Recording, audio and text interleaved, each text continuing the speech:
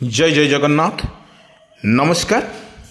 सकाळ खबर जेनाभिजन जनाऊँगी हार्दिक अभिनंदन। आसतु किछि गुरुत्वपूर्ण घटना पर नजर पकेबा पूर्वर कौन रही ओडिशार लघुचाप स्थिति एवं किपरि कलबल करुछि जनजीवन। आसतु पूरा वीडियो पर नजर पकेनबा। दर्शक बंधु, वर्तमान लघुचाप वर्षारे भिजुची सारा ओडिशा। आमे आपण को कही रखुचु लगातार भाव में ओडिशार तीनोटी लघुचाप वर्तमान ओडिशा पर राज कर सारा, किंतु एठी आमे कहूचु आपण माननको पुणी एक लघुचाप सृष्टि बल वर्तमान ओडिशा रे जारी रही बिजुली सहित घड़घड़ी एवं पवन बेग अधिक रही। किंतु एठी देखा गले जो एसआरसी टीम तरफ जो भली हाई अलर्ट कर प्रत्येक ओडिशा को वर्तमान कर प्रत्येक जिला को कर हाई अलर्ट कर आंचलिक पाणीपाग विशेषज्ञ कहवा अनुजाई प्रत्येक जिले में जारी रही प्रबल वर्षा। यही प्रबल वर्षा रे भिजुची सारा ओडिशा।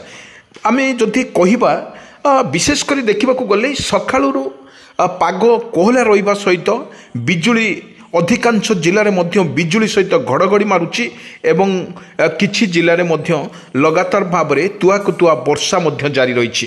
किंतु यही वर्षा जदि देखा गले गोटे गुण जदि देखा गले चाषीर उपकूल रही उपकूल में वर्षा रोची एवं किछि स्थान में लगातार भाव में वर्षा होगा फल बन्या परिस्थिति सृष्टि होती।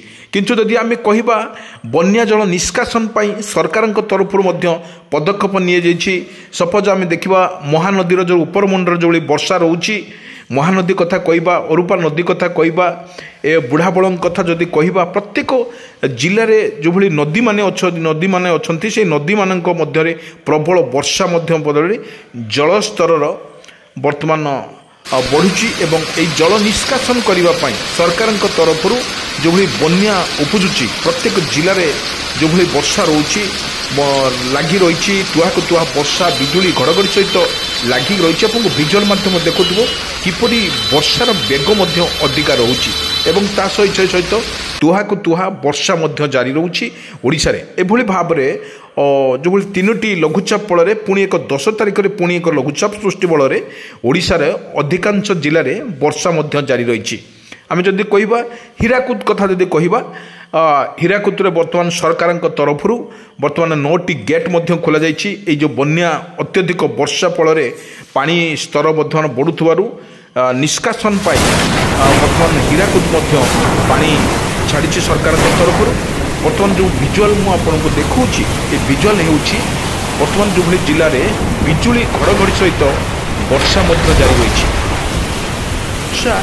जारी रही बेले अनेक जिले में अत्यधिक वर्षा फल बन्या परिस्थिति सृष्टि होती। आम जब कहवा जो भली भाव में तीनोटी जिला कथा जदि आम कहवा अधिकांश जिले में वर्षा तो जारी रही निश्चित भाव में। आम जब कहवा कटक कथा कहतु भुवनेश्वर कथा कहतु भद्रक कथा कहतु बालेश्वर अति प्रबल मध्यम धरण प्रबल वर्षा रोची।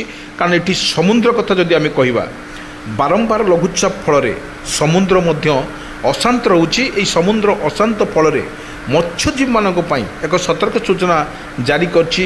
एसआरसी सतर्क सूचना करिछि मत्स्यजीवी मानक आपण तुरंत जदि समुद्र को आपण जीवन जीविका को बंचाइबा चाहूँगी ताहले आपण कूल को आपण डंगा एवं भुटुभुटी एवं डंगा नहीं जाइछंती आपण तुरंत आपण कूल को फेरी आसतु। ये सरकार तरफ घोषणा कर आ गोटे कथा कहुई सरकार तरफ चाषी भाई मान एक सुंदर भल खबर दी जाइए। किंतु यही पागरे आपण निज क्षेत्र में बिहन पकई नियंतु एवं वर्षार जो भली आगमन फल जो कृषक भाई माने खुशी होती। कारण एको निजर हल करी क्षेत्र में हल करी बिहन पकई निज वर्षर गुजराण मेंटेवाई सरकार तरफ विज्ञप्ति जारी कर गोटे पट। द्वितीय कथा होची धीवर मानक सतर्क सूचना कर कारण बारंबार लघुचाप फल समुद्र अशांत अच्छी समुद्र को न जावाई सरकार तरफ ବାରଣ କରାଯାଇଛି। ଏ ଦୃଶ୍ୟ ହେଉଛି ଆକାଶ ସକାଳୁ ମେଘାଚ୍ଛନ୍ନ ରହିଛି, କିନ୍ତୁ ଏଭଳି ଦୃଶ୍ୟ ଦେଖିବାକୁ ଯାଉଛି। ଆମେ ଯଦି ଦେଖିବା ସକାଳୁର ଖବରରେ କୁଠା ଏବଂ ବାଡ଼ିରେ ଆମେ ଯଦି ଦେଖିବା ବସିଥିବା ସମୟରେ ଦେଖନ୍ତୁ ବର୍ଷା କିପରି ତୁଆକୁତୁଆ ବର୍ଷାରେ କିପରି ଭିଜୁଛି। ଦେଖନ୍ତୁ ଯେଉଁଭଳି ଅଛି ଗେଟ୍ ଅଛି, ସରକାରୀ ଗେଟ୍ ଅଛି, ସେଟା ଦେଖନ୍ତୁ ବର୍ଷାର ପରିମାଣ କିପରି ବଢ଼ୁଛି, ତୁଆକୁତୁଆ ବର୍ଷା ରହୁଛି। ଏହି ତୁଆକୁତୁଆ ବର୍ଷା ଫଳରେ ଆମେ ଦେଖୁଛୁ ଭିଜୁଆଲ୍ ଆକାଶର ବର୍ତ୍ତମାନ ମେଘାଚ୍ଛନ୍ନ ରହିଥିଲେ ସବୁ ଗଛପତ୍ର ବର୍ତ୍ତମାନ ଦୋହଲୁଛି, କାରଣ ପବନର ବେଗ 30ରୁ 40 କିଲୋମିଟର ବେଗରେ ପବନ ବହୁଛି। ଆଜି ମଧ୍ୟ କୋହଲା ପାଗ ମଧ୍ୟ ସକାଳୁ କୋହଲା ପାଗ ସହିତ ମେଘୁଆ ପାଗ ମଧ୍ୟ କରିଥିଲା ଏବଂ ସବୁ ଜିଲ୍ଲାମାନଙ୍କରେ ଯଦି ଦେଖିବା ମେଘୁଆ ପାଗ ମଧ୍ୟ କରିଛି। କୌଣସି ସ୍ଥାନରେ ତୁଆକୁତୁଆ ବର୍ଷା ମଧ୍ୟ ଜାରି ରହିଛି, ଝିପିଝିପି ବର୍ଷା ମଧ୍ୟ ଅନେକ ଜିଲ୍ଲାରେ ମଧ୍ୟ ଜାରି ରହିଛି। ଆମେ ଦେଖିଥିଲୁ ପ୍ରତ୍ୟେକ ଜିଲ୍ଲାରେ କିପରି ଭାବରେ ଅନ୍ୟ ଜିଲ୍ଲା ଭିତରେ ଭଦ୍ରକ ଦୃଶ୍ୟ ହେଉଛି। ଆପଣ ଦେଖନ୍ତୁ କିପରି ଭାବରେ ମୂଷଳଧାରାରେ ବର୍ଷା ମଧ୍ୟ ଲାଗି ରହିଛି ଓଡ଼ିଶାରେ।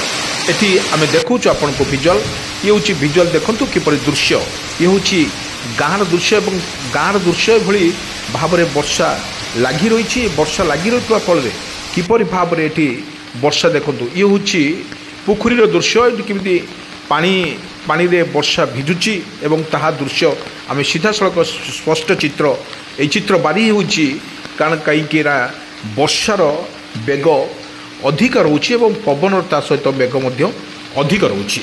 ସେଥିପାଇଁ ସତର୍କ ସୂଚନା ମଧ୍ୟ ଜାରି କରିଛି ଆଞ୍ଚଳିକ ପାଣିପାଗ ବିଜ୍ଞାନ, ମଧ୍ୟ ସତର୍କ ସୂଚନା ଜାରି କରୁଥିବା ବେଳେ ବର୍ତ୍ତମାନ ଜାରି ରହିଛି ବର୍ଷାର ବେଗ।